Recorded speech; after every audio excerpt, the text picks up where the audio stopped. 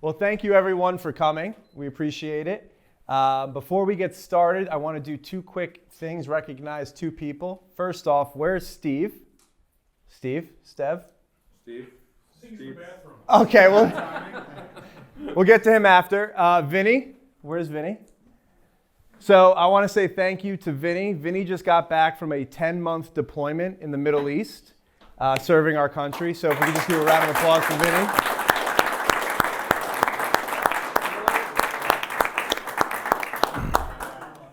So for the format tonight, I'm going to start with just a couple of questions to introduce our panel members and kind of start the conversation, but it is Q&A. So any questions anybody has, please just raise your hand and we'll get to you and we'll ask, we'll just kind of keep it an open forum.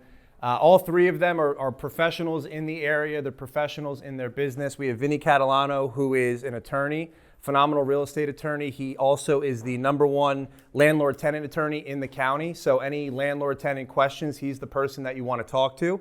We have Tom Truss from Truss Inspections.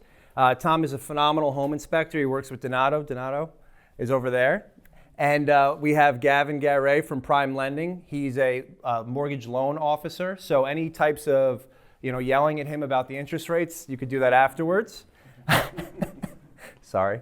But yeah, so I just wanted to get started. We'll start, Vinny, with you. Obviously, landlord-tenant is a very hot topic for long-term property owners. And obviously, New York State is not what we would call the most friendly landlord state. So instead of going through the eviction process, which I'm sure you talk ad nauseum about, what are some of the things that a landlord can do to best pre-vet their tenants? So instead of going through an eviction, what are the things that they can do to vet them to make sure they don't even have to deal with that? You mean from the beginning? Yeah. Application process, all of that. Right. So, you want to have an application process. You're entitled to get a credit report. The entire fee that you can charge for the application, the credit report, everything is $20. Doesn't cover it. But that's the 2019 laws that went into effect. So you want to have an application. You want to get a credit report. You cannot avail yourself anymore of any of the list that used to go around, not so much here, but down in the city, where they would actually have lists that you could refer to see what a person's rental history was like. You're not allowed to do that. You can't even do it independently. You're not supposed to look up the names of the people, to skip trace, to do a search on whether or not they've even been evicted before. So you're not supposed to do any of that stuff. You're supposed to vet them. You get the application. You can certainly ask for references, and it doesn't have to be their relatives. It can actually be their current landlord. You're allowed to call the landlord, talk to the landlord, get some information about that. With credit reports, you're supposed to be able to run one unless they give you theirs. And as long as it's current, you have to accept it. So you're a little bit limited on what you can do. The best way to handle stuff like this, though, is to get the application and to contact the references. And again, if they give you their parents or they give you the person that they're staying with, for free because they haven't been living anywhere, those might be red flags, right? Why? Oh, we're just staying there for the time being. Well, gee, why? You mean because you got evicted from the last place and you don't want to tell us? You can ask questions. You can inquire, but you have to be a little bit careful, how you do it. So you're not supposed to go online and look at their history, their judgment history. You can't entirely base the whether or not they're a good applicant based solely upon their credit. Why? Suppose somebody comes to you and they have what's called a HAP voucher, right? Does everybody know what that is? It's short for a Housing Assistance Payment Voucher. And people can qualify that through what is called traditionally the Section 8 program. And these are people who generally don't have the necessary income to ordinarily qualify for enough rent payments on their own, so it's rental assistance. Well, you can't, now you're going to get somebody like that, and suppose the rent is $1,500 a month, but they've got a HAP voucher that pays $1,000 of that, but their credit score is only 500. Now, ordinarily, you might use that 500 credit score as a basis for denying the application, but does that really make sense when 2/3 of the rent is being paid by a third party? So you have to be careful about having those kinds of clear lines when you talk about whether or not you should be granting the application or not. Yes? Criminal background, is that a protective class? No, it's not. Cool. Thank you, Vinny. Shifting gears, Tom, for someone, there's a lot of investors in the room who maybe own multiple properties, right? So a lot of seasoned investors would say, why should I go get a home inspection? I've looked at 10, 20, 50, 100 houses. I know what I'm looking at. Obviously, I'm sure you hear that from time to time. What are the reasons why someone should hire a home inspector, even if they've been through this, 25 times? It's a great question, because I probably would. I would probably hire somebody else out to do an inspection for me if I was emotionally attached to that property. If I'm emotionally attached to that property because the numbers work, I may start overlooking things, convincing myself to make that work for me. So having a secondary person, non-biased, do the inspection for you, you're going to get a piece of paper and it's going to be black and white in front of you. You can't hide that stuff. So there is a lot of things that could come up that you're going to oversee. Even seasoned investors, you miss things, you think that rot's not a big deal, then all of a sudden that rot could turn into something more. So it's more of a non-biased, piece of paper. And at the end of the day, too, it's a capture in time of that day. Something could change along the way by the time you closed, and now you have a reference to look at that day to go back on that and maybe negotiate something else in the deal because something else happened. So it really is good to let your ego go off of it and just have, an inspection done. So you got a picture of that time and day. And speaking from the agent side, if I'm the listing agent and they do like their own inspection, right? They just say, oh, we're going to walk the property ourselves. You don't have any credibility to that inspection, right? You're unbiased. You have a license. You're obligated to be truthful.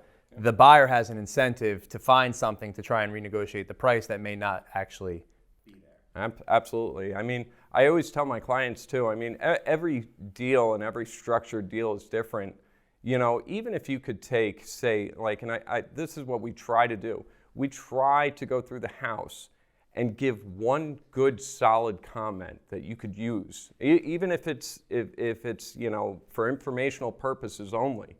You could take that one comment, and even if you spend $500 on the inspection, ask for a $500 credit, and you just got a free inspection, and now you got a picture of what that house was on that day that you could refer back to. And the worst case scenario, if something does pull up that's major, where I've been in houses where contractors, been in contracting for years, overlook something. They walk past something. We have footsteps that we go through that house and we follow. And even if we're talking to somebody, it may seem like we're kind of all over the place, but we're following our footsteps. So, we know exactly what points to hit in that house, so we're not going to miss it. Somebody that doesn't do it every day, they may start from the kitchen, work to the bathroom, go here, go there, and then totally miss a section of the house, which, could cost you a lot of money.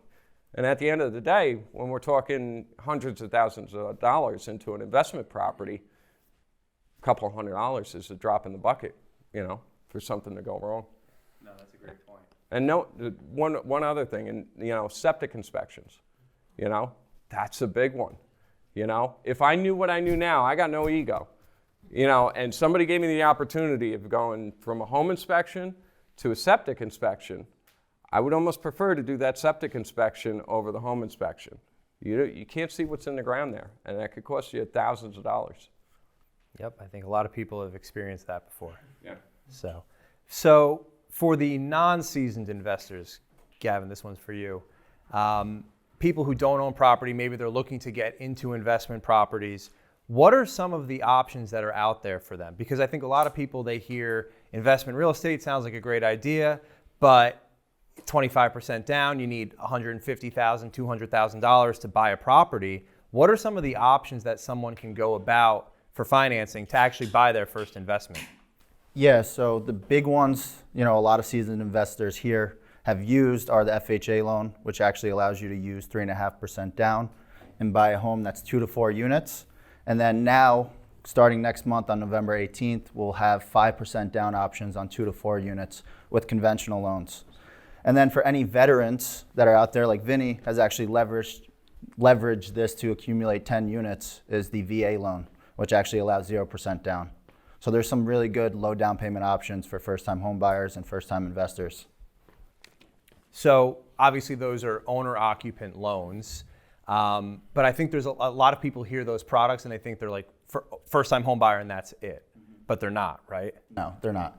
So typically, if you own a 2-unit home already, it's easy to get into another 2-unit home, easier to sell the story to the underwriter. Now, in cases where you already own a nice single-family house, it might be harder to convince an underwriter that you want to move into the city of Poughkeepsie into a 2 to 4 unit. So that's something you definitely want to keep in mind. So now we're going to shift to Q&A, and I saw a hand go up, so we'll let you start. If you could just stand up and say your name. Sure, it's Veronica McLaughlin. I'm not from New York, so New York law is a little bit newer for me. On that one where you said it had to be owner occupied, but you mentioned 2 to 4 doors, so you are living in one of the 2 units, is that correct, like a duplex or a quad? Yeah, so you can live in one of the units, then rent out all the others. Okay, Yep. and get those loans at those rates? At the, low down payment options. Yep. Thank you. And one thing I will point out from the agent side is the 5% down conventional product is phenomenal because a lot of agents, a lot of sellers have a lot of misnomers about FHA loans, and a conventional product has less strict condition of property requirements. So that allows for, some of the agents who will say, oh, I don't want to take FHA. Now you have a product that you can buy that home with and not have to worry about that. So PMI too, right? yeah, PMI is going to drop off on the 2 to 4 unit. correct. It's not life of the loan. FHA is life of the loan. Thanks, Eric. Anytime. Other questions? I know someone's got one. Norm. Gavin, just with the interest rates getting up to 8%, it seems like the more you borrow, the lower it drives your return because cap rates, haven't hit yet 8%. So, why do I want to, if you have the cash to put down, would I be better off putting down 30% as opposed to 5%?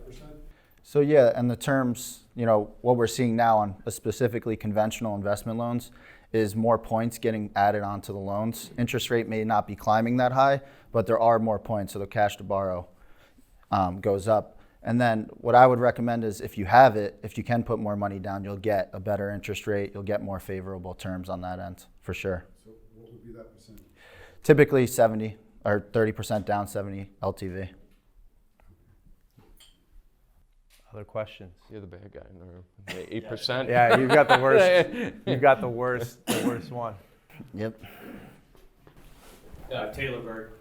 So it's actually 70% LTV, so it's not actually 30% down if you're going after like a big multi-family. Conventional loans, it's going to be 30% down. They won't allow you to go off of that appraised amount. You could do a seller's concession, so you could borrow over the LTV. Okay. Okay, so if it's 30% down, does it matter, like, are the underwriters going to care where that 30% down comes from? With conventional investment loans, yes. Now, if we're using DSCR products and stuff, a lot of times they don't care nearly as much. But the rates are typically a little bit worse. Okay, but so conventional, though, they're not going to let me, like, raise money to use that for the 30% down? They would if you could source it, but it's going to be more difficult. Yeah, so you'd be better off going with a DSCR loan or a commercial loan in that sense, where they're not going to care. It's a good question. Yeah, that's a good question. It's seasoned. You could season the funds, yeah. So typically they want to see 60 days, 2 months worth. So if you season them, if you get the funds 60 days in advance, then you can do that. So basically, when you start looking, deposit the funds. Yes, yes. Can you define season for the newbie? Yeah, so basically seasoning means putting the cash in your account prior to getting into the underwriting process of the mortgage, because if the underwriters see a large deposit into the account, they're going to flag it, and then they're not going to let you use that funds towards closing costs. Will a picture of the money under my bed? No. Unfortunately not, but Tony, what's your address? That's a really good question. you could do bill of sale. That was pretty funny. Now, just to clarify for some of the newer people in the room, LTV is loan to value. So you see a lot of these things starting to get thrown around that maybe some other savvier people understand, but if you're brand new, it's a little bit complex. And the other thing too is, I think, because if I'm not mistaken, Gavin, conventional is only applicable for 2 to 4 units, right? So it has to be residential. Yes, it can. I mean, it can technically have a commercial space, but it has to be technically 51% residential. Can you purchase with a conventional loan in an LLC?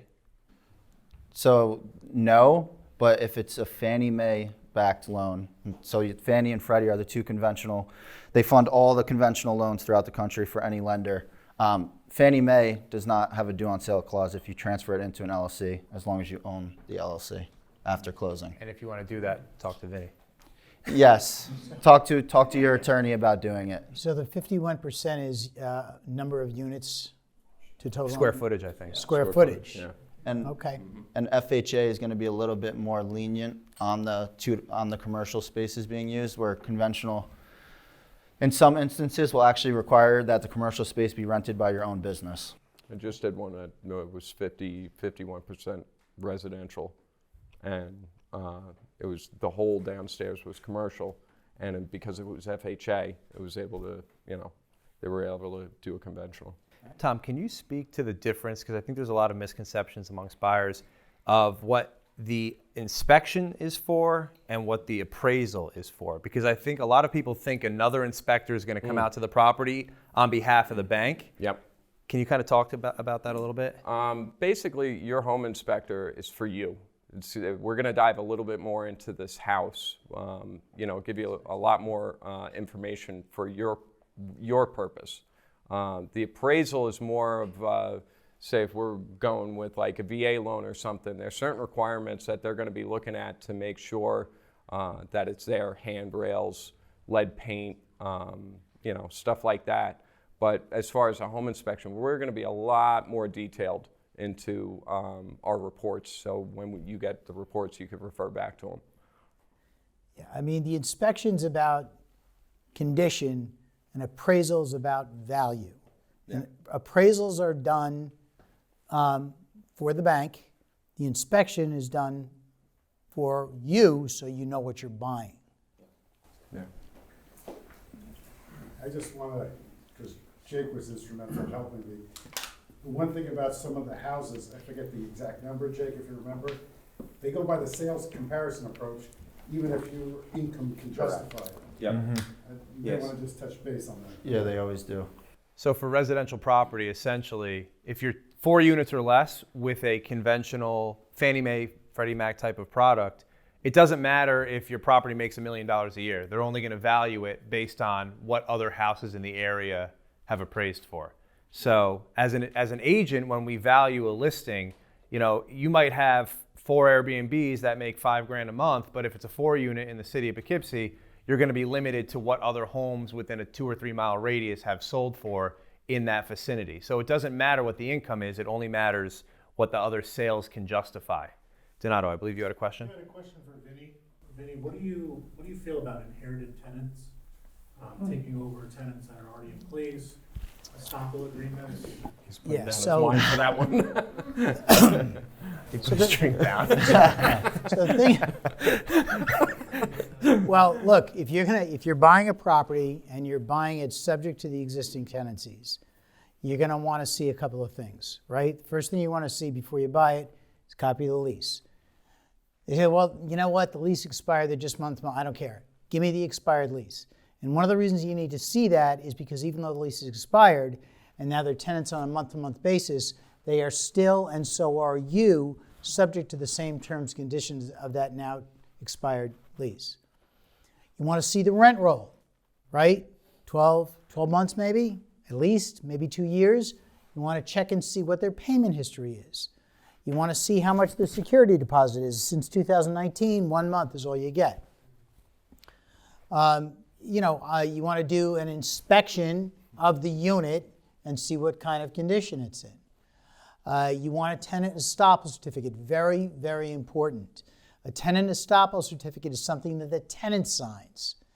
And the tenant signs that at or near the closing and says, I am unaware of any defenses to the lease. I'm unaware of any offsets to the lease. I haven't prepaid my rent. Very important. And this is how much I paid as a security deposit. So you know going in that you're not going to have to deal with any adverse situations prior to the date of transfer of title. So, it's challenging, and there are times when that kind of stuff is negotiated, right? Where you may see a bad tenant that you want to get rid of, and then you got to figure out how to close. Do you want to close with the tenant? Do you want the tenant out of there?